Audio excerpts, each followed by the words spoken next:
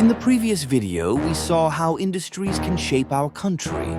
In this video, we will see how education can transform our nation. Stay tuned.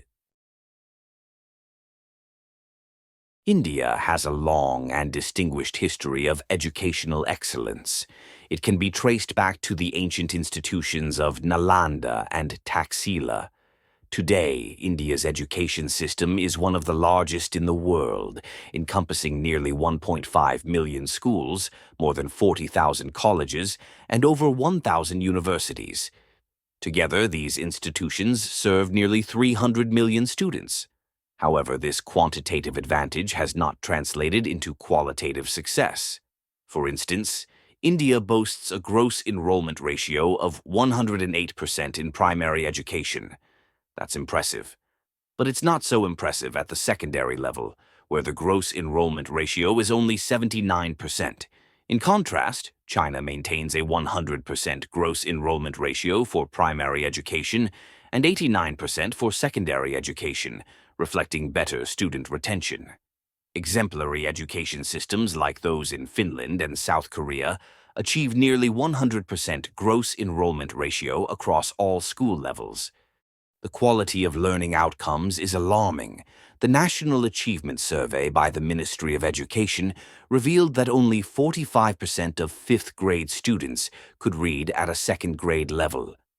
The 2023 Annual Status of Education Report found that one-fourth of rural students aged 14 to 18 could not fluently read a second-grade level text in their regional language.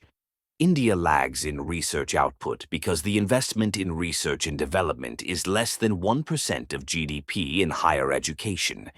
In contrast, the United States allocates nearly 3% of its GDP, while China allocates 2%. This significant investment has helped China to boost its global research output and innovation. Graduates often lack the skills that are necessary to succeed in the job market. Reviving education and skill development is absolutely critical to the future of our country. The National Education Policy 2020 provides a roadmap for accomplishing this goal. The National Education Policy provides the educational framework for the country. It replaces the 10+2 structure with a 5+3+3+4 structure. The policy emphasizes experiential learning and critical thinking to foster in-depth understanding. The goal is to achieve 100% gross enrollment ratio from preschool to secondary level by 2030. This policy advocates a transition to a multidisciplinary and research-focused institution to foster cross-disciplinary learning. It also aims to achieve a goal of at least 50% of learners being exposed to vocational training by 2025. While national education policy was formulated by the Union government, its successful execution relies heavily on active state cooperation. Several opposition-ruled states have voiced strong objection to national education policy. Another challenge is budget allocation. The estimated budget is around 6% of GDP, but the allocation by the center and the state has never exceeded 3% of GDP. Bridging this gap is crucial. Many schools and colleges face infrastructure issues similar to what happened at R.G. Carr Medical College and Hospital.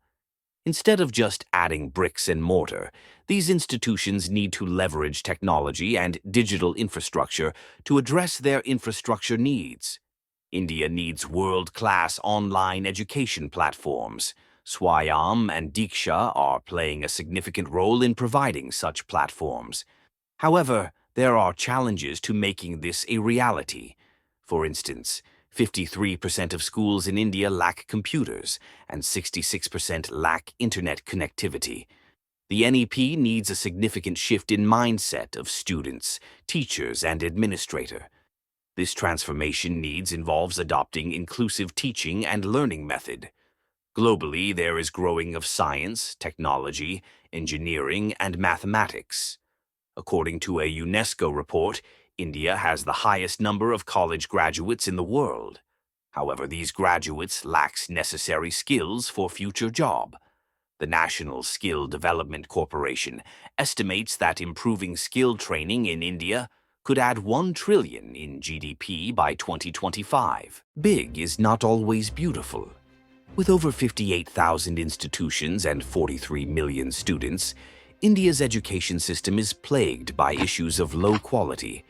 India needs to establish a credible accreditation system that will accurately evaluate higher education institutions, increasing and improving students' access to quality learning.